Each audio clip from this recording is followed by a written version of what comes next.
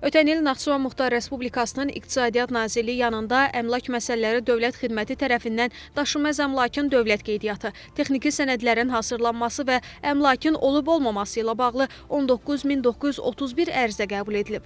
Ötən il Naxçıvan Muxtar Respublikası üzrə 10.601 daşınmaz əmlak üzərində mülkiyyət hüquqları dövlət qeydiyyatına alınmışdır. Bu göstəricinin 2586 ədədi ilkin, 8015 ədədi isə təkrar qeydiyyata aid olmuşdur. Mülkiyyət hüquqlarının qeydiyyatı üzrə aparılan əmlaklardan 4664-ü torpaq sahəsi, 1423-ü mənzil, 4003-ü fərdi yaşayış evi və bağ evləri, 225-i qeyri-yaşayış sahəsi, 245 ədədi qeyri-yaşayış binası, 41-i isə əmlak kompleksi kimi müəssisələrə aid olmuşdur.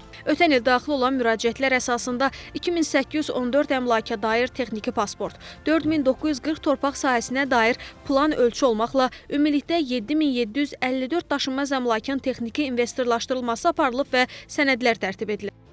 İl ərzində fəaliyyət istiqamətlərimiz üzrə elektron xidmətlərə hüquqi və fiziki şəxslər tərəfindən 715, notariat ofisindən isə 5676 müraciət daxil olmuş və müraciətlər qəbul edilərək icra edilmişdir.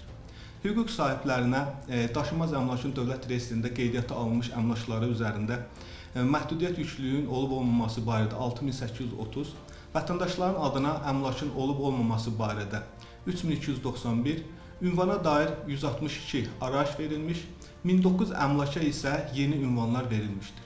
Ötən il xidmət tərəfindən Muxtar Respublikada yeni küçə adlarının verilməsi və bəzi küçə adlarının dəyişdirilməsi istiqamətində də işlər görülüb. Sərəncamlarla yeni ad verilən 7 küçəyə, adı dəyişdirilən 21 küçəyə dair məlumatlar ünvan xəritələrinə və daşınmaz əmlakın dövlət reyestrinin milli qeydiyyat sisteminə əlavə edilib.